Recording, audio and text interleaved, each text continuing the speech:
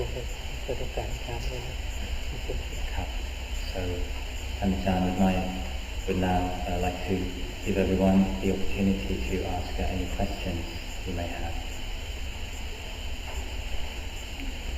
Can I talk a bit about how one who is a samana or trained to be a samana, who is trying to cultivate such strong renunciation and restraint and working with the vows, how they can also have a kind and loving heart?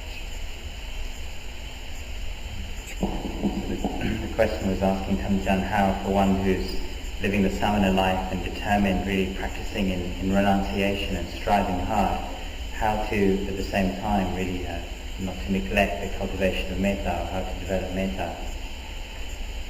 And Tamjan replied that, well, really the four Brahmaviharas, metta, karuna, mudita, and upekkha,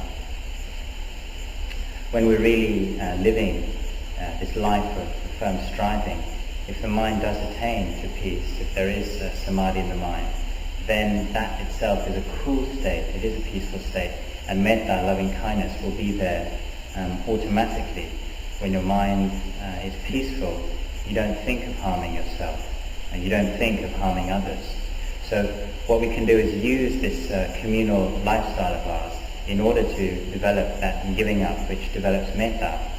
For example, we all have to practice the acharyavata, the duties towards our teacher, and help each other out. These are the duties that students have towards their teacher. And then having done that, when you go off alone and practice, your mind should become peaceful, and then the more peaceful your mind is, then that metta, that loving kindness, is there as a natural result. And in doing so then, you become one who sees the danger in the slightest fault, and one who doesn't wish to be heedless in any way. And again, this will lead to the arising of metta.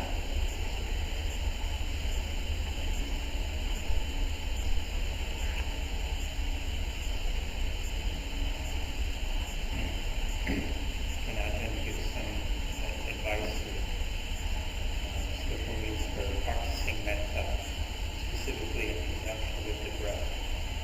So the question was asking how to, is there any suggestion or advice on how to develop metta using anapanasati? Tanajan replied that anapanasati, mindfulness of in and out breathing, is a way of calming the mind using the breath.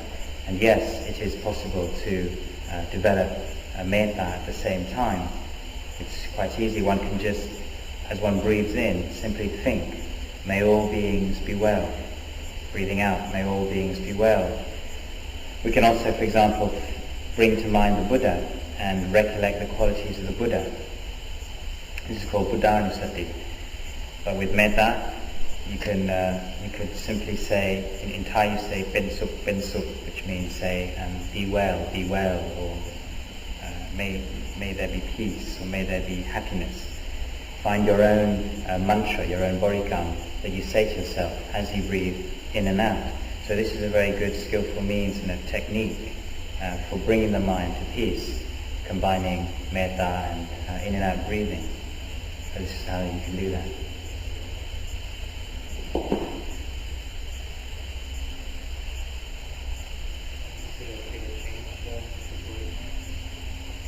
From the mantras that are like to change that? คำบริกรรมนี่เปลี่ยนบ้างได้ไหมครับ Yes, fine.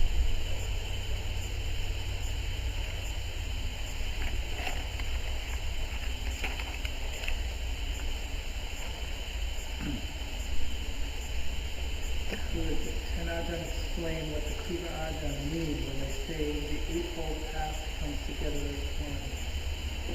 Eightfold Path comes together as one. Where have you heard that being said?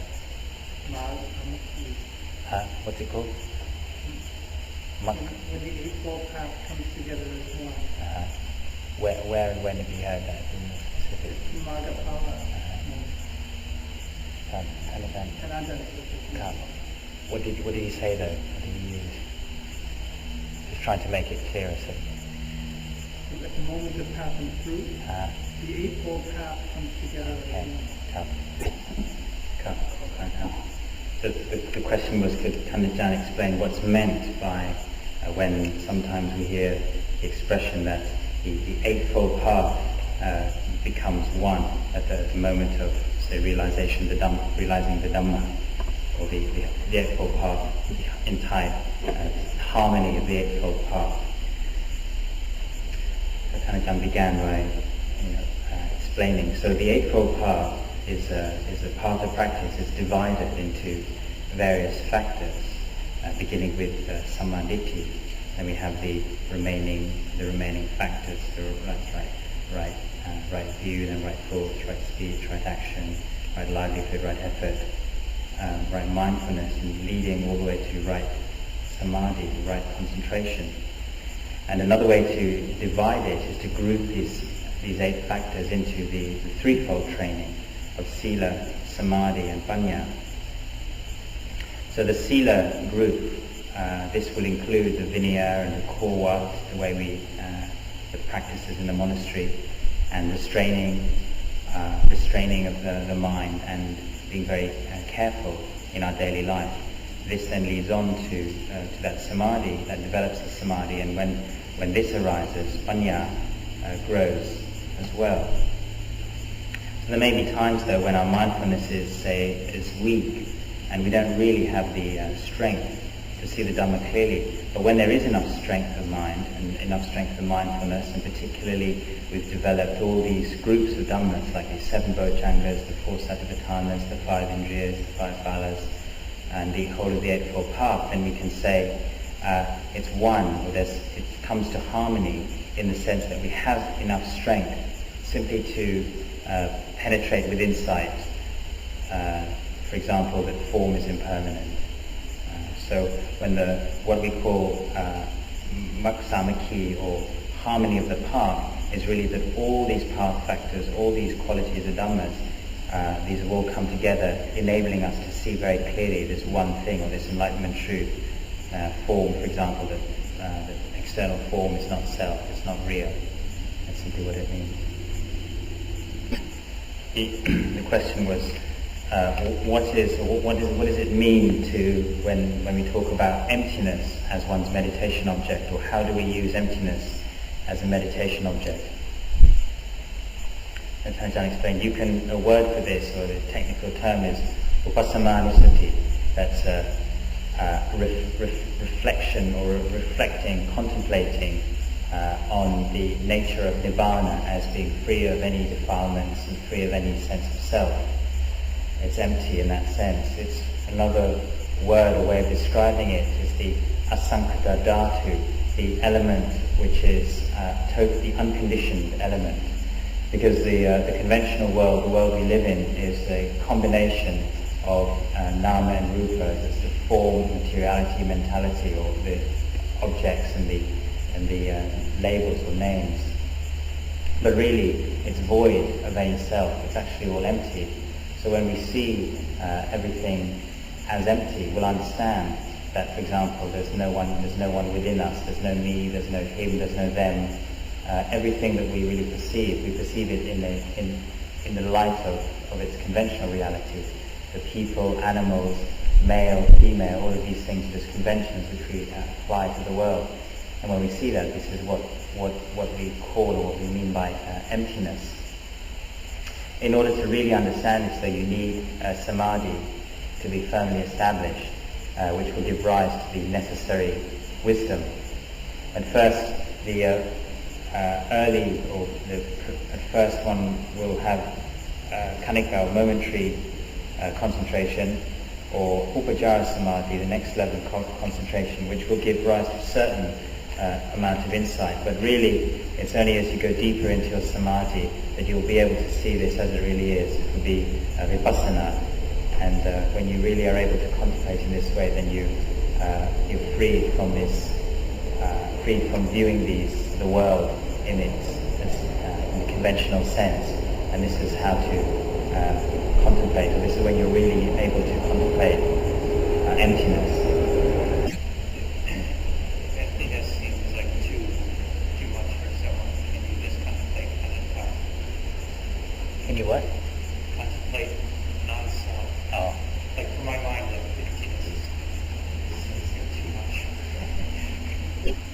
yes, you can. Actually, it's very much the same thing.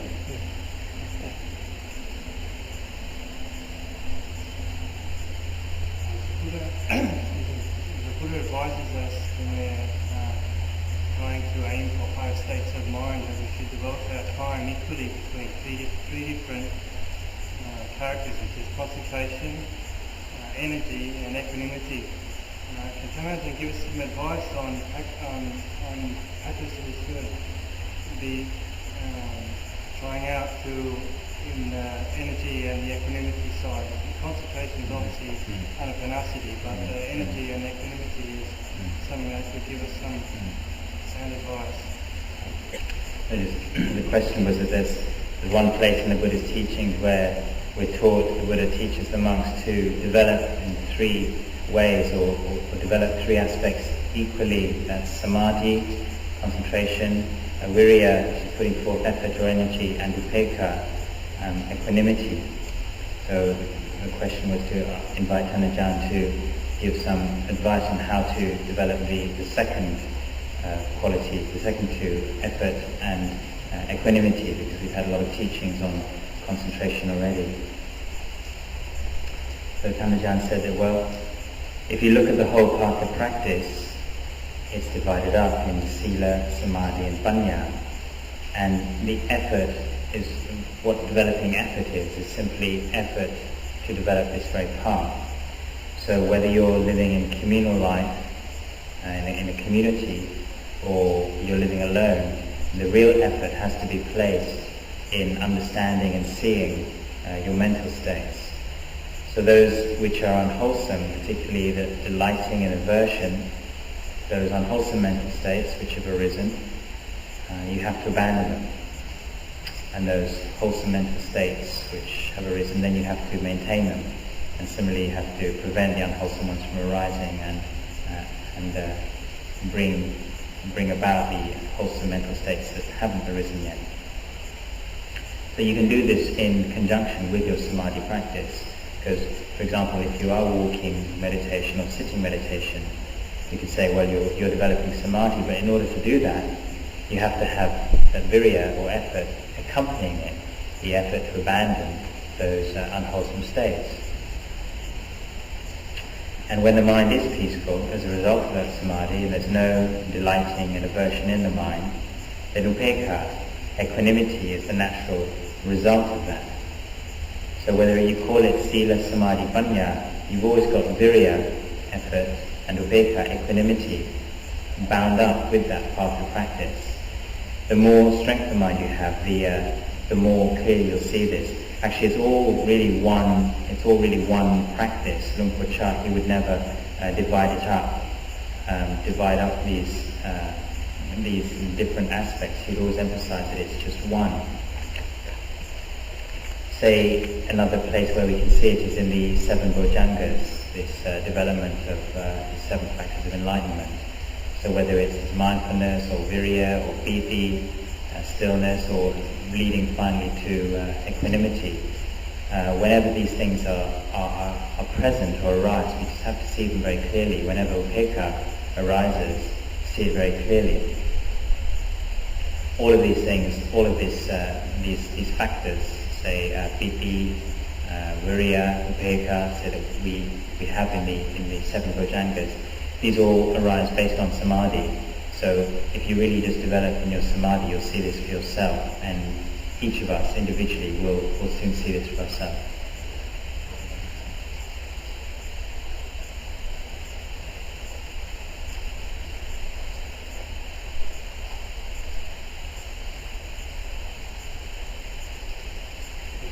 Do we have some more specific details on developing? So the question was if Tanajan could perhaps give a bit more guidance or advice on exactly how to develop upekkha or equanimity. Upekkha means equanimity, letting go. Usually the mind doesn't incline to this naturally. When the when the internal sense bases come into contact with external sense objects, eye, ear, nose, tongue, body and mind meet sight, sound, smell, taste, touch, the mind can't just simply let go. It straight away inclines and rushes towards either delight or aversion. These are the two extremes which we are often called attachment to sensuality and attachment to pain. It becomes Kalikana Yoga and Anakilamatana Yoga. So how do we do away with this and abandon this? Again, the path is the threefold training of Sila, Samadhi and Panya. We have to practice for a long time restraining the mind. The mind won't naturally incline towards equanimity. What we see is that when we develop in Samadhi, upekkha, equanimity, would arise as a natural result of that. Again, take these 7 bojjhangas, whether you look at piti or virya, there'll always be upekkha accompanying it, because these are the enlightenment factors. When there's no delighting and no aversion in the mind, then the mind is naturally equanimous. What samadhi does, it destroys the hindrances, and as a result the mind doesn't run out into delighting and aversion. It's as if wisdom is looking after and keeping the mind in check.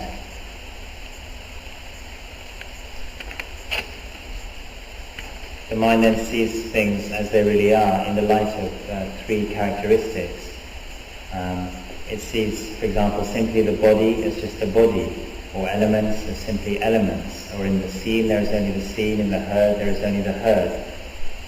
And similarly with moods. Moods are understood simply as impermanent moods in the mind, so as a result there's just a natural equanimity regarding those moods. The way to develop this, though, is to start right from the basic first steps, practicing and developing and training in the core patipat. Because it's a path, and this path leads to the understanding of Dhamma. At first it's all not very clear, but we practice on, and in time this process begins to take an energy of its own. It begins to turn or revolve of its own accord. As there's less and less delighting and aversion, then upekkha, equanimity, arises naturally in the mind, and as a result of this we're able to see the mind and the body as it really is, simply in the light of 3 characteristics. And at this point, that's when there's really equanimity is really developed.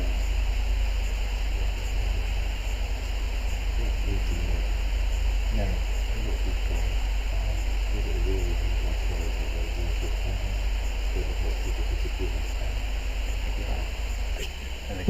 The question is regarding punya or merit.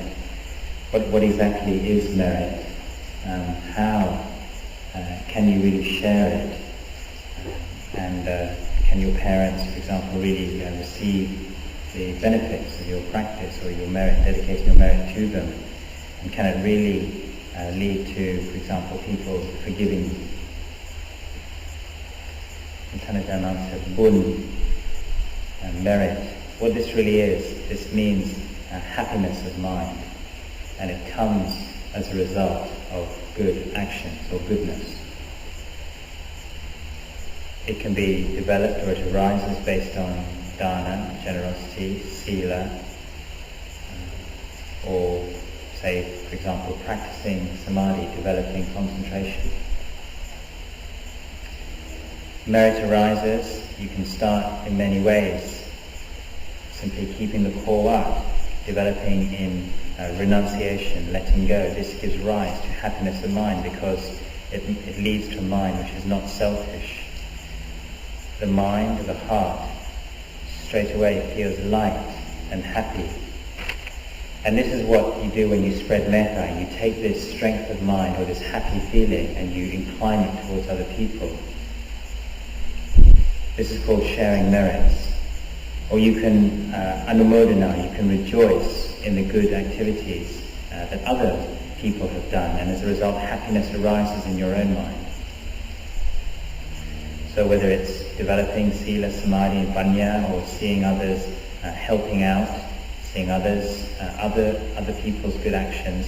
You can rejoice in this and spread the metta, spread the loving kindness outwards. This is spreading the goodness. And it is possible for other people's minds to receive this. When they do, they feel happy. There's a feeling of well-being in the mind when this is received. We have an example in the suttas where King Bimbisara, he made merit and shared his merit with his relatives, and they in turn received the fruits of the merit that he was dedicating towards them, and it helped them feel good and go beyond their suffering. So the question was if after one has done some chanting and meditated or done some formal practice, and then but the mind hasn't really grown very peaceful and there isn't so much of a well-being in the mind, is it possible then to dedicate merits and share merits and spread metta? Sandachan replied that if the mind isn't really, he used the word yen, which means cool, if there isn't really that coolness in the mind, then there won't really be the necessary strength. You can, just simply based on the effort that one's put forth and the energy and the dedication to practice, you can anumodana, you can bring on a sense of rejoicing in one's own practice. But there's not much strength of mind in order to really dedicate that out towards other people and in order to help them be happy and well. So basically, if you really want to, if you really do develop some peace of mind, then there will be the strength in order to really dedicate the merits to others, and the fruits will be much greater.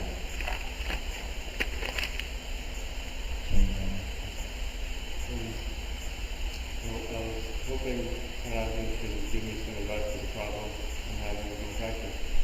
I find that as my practice deepens and I'm able to put things down and clear my mind and calm my mind for even short periods of time, that what follows is actually an incredible burst of energy and uplift and inspiration. And when the mind isn't cool, and actually the senses become quite heightened. Things look beautiful before, now they really look beautiful. And I find if I actually am able to not think for a little while, what follows that are really interesting and very clear and sharp thoughts. And I find it's actually very hard to not delight in all this. And also because it has this perception, like, I perceive it as, A, it's just so much, my senses are more heightened, and B, there's a sense of, oh boy, like, my practice is working. And so, it's just, but I'm starting to see this kind of a vicious cycle I get caught in. Sort of the whole thing over repeats. Yeah, I'll try and summarize. So yeah, true. The question is to do with after a period of meditation or concentration or peace of mind, sometimes there's actually an increase in that heightened sense stimulation or awareness of sensuality, one aspect, and then also a kind of delighting in one's improvement of practice. So how to, any advice on that?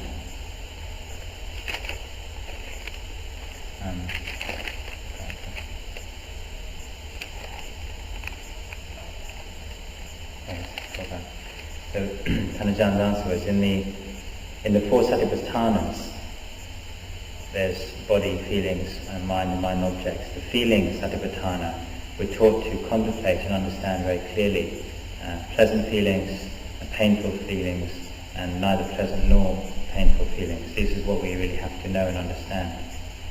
So at first, when you come to practice samadhi and you experience some basic results, your mind, in a sense, delights and gets happy on account of this, because for so long we've been constantly moving or falling into this dynamic of delighting. So this is a natural inclination of the mind. And we do this even more so. We do this even more so than before in the world, because now we're really trying to develop this samadhi practice. It means so much to us.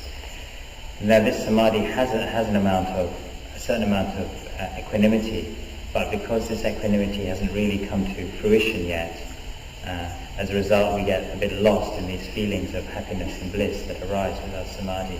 So in time we'll learn to develop, to see with wisdom that these are just temporary states. This samadhi is just temporary, so not to get too excited by it.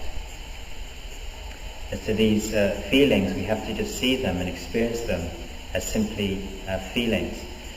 What what samadhi does is it temporarily reduces or allays the nivaranas or hindrances.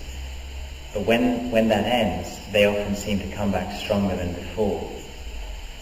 Okay? This is because we still haven't made an end of them with wisdom. We haven't actually destroyed the defilements. We simply suppress them temporarily. So what we have to do is practice patient endurance. If we have patient endurance, then in time that mindfulness and wisdom will arise.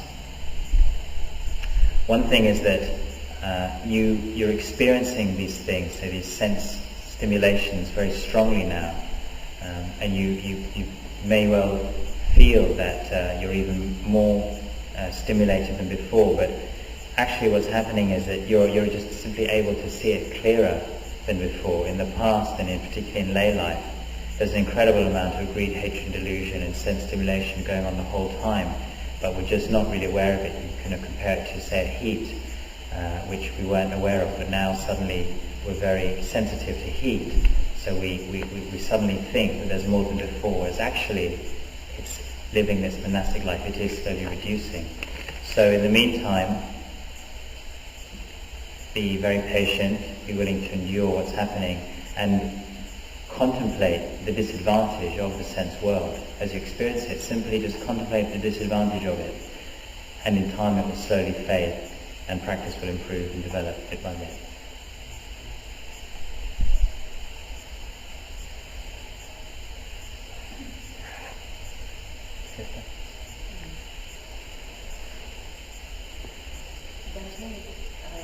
If you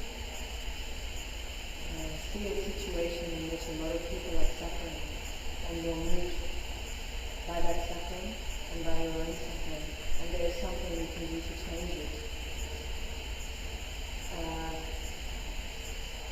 how can you, or should you, try and change it? And how can you do this without too much attachment?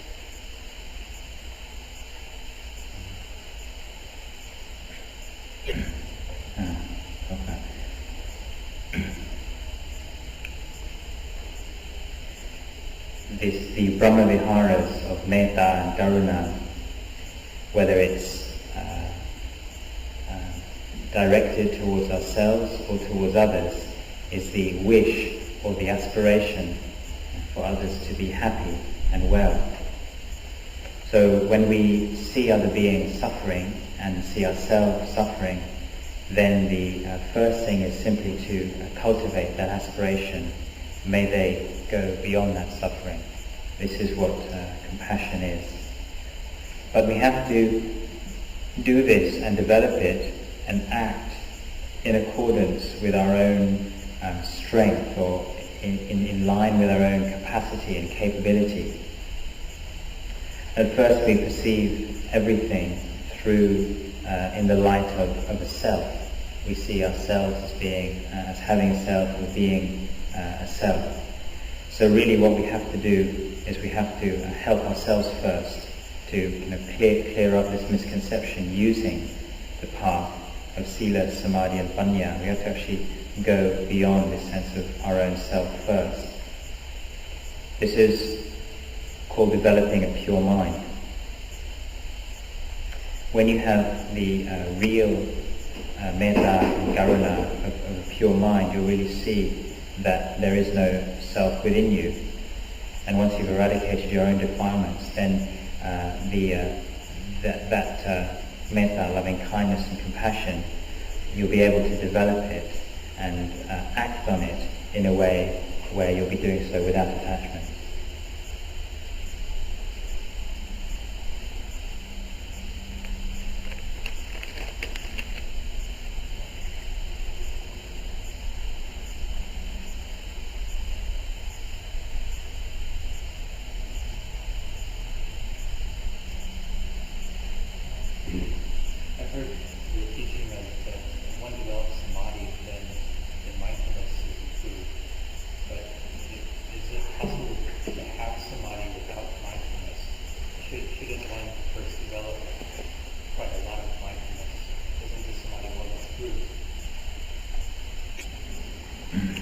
So the question was that it's sometimes thought that samadhi, concentration, brings on or brings mindfulness to fruition or improves mindfulness, but isn't it the case, though, that it's actually mindfulness that leads to concentration? So Tanajan's reply was that in the Eightfold Path and in the Buddhist teachings, it's always taught that mindfulness is of great use and brings great benefit. Mindfulness is important and present in practices like anapanasati, maranasati, buddhanusati. These are all recollections or mindfulness practices. In the Eightfold Path is divided into say 3 groups: sila, samadhi, and panya. And so you have to understand that the samadhi group actually contains also right mindfulness, sati, and also virya. So they're very much part of the same thing. When you have sati well developed, then samadhi will arise, and as a result of that, you'll see things as they really are. The body is just the body, elements are just elements, 6 sense bases are just 6 sense bases. So the mind will concentrate and see this thing very clearly. Now, in right concentration, this will lead to the jhana factors, piti, sukha, ekagata, etc. When the mind withdraws from that samadhi, once it's experienced samadhi, then based on that there will be very clear mindfulness. You'll be able to practice the satipatthana very clearly because the mind has been strengthened by that samadhi. You'll see it all very clearly based on the samadhi. So in the Eightfold Path, the two, mindfulness and concentration, actually develop each other. And similarly, the whole of the Eightfold Path, all the path factors develop each other. If you have mindfulness in all 4 postures, it leads to very good samadhi.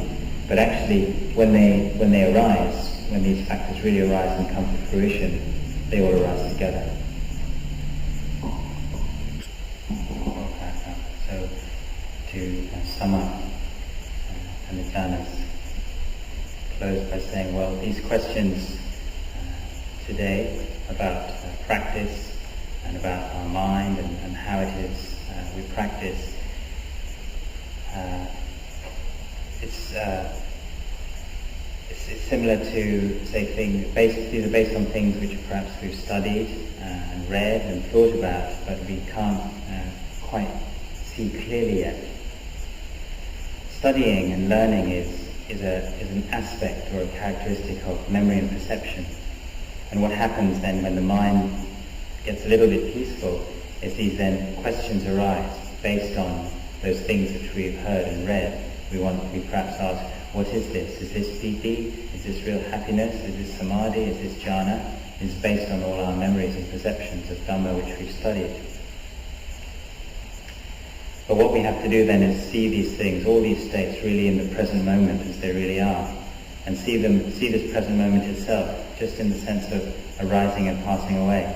So everything that we've studied and read, we actually have to take it and use it in our practice.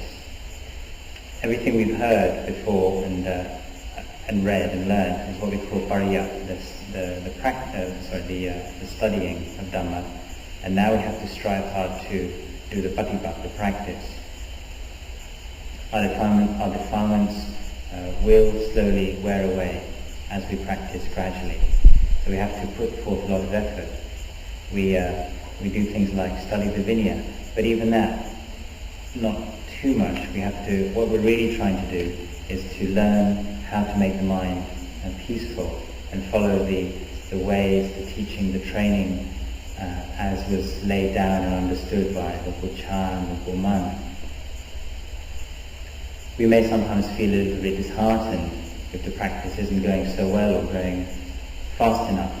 But it's really just like that planting of a tree which we plant, and for so long we water it and we feed it and we protect it and we do everything right. But when the actual fruits will bear, or when the fruits will come to bear, it's not a sure thing. So in the meantime, we have to have lots of patient endurance. So may all of you strive in your practice, grow in the Dhamma, and each and every one of you, may you one day realize that Dhamma for yourselves.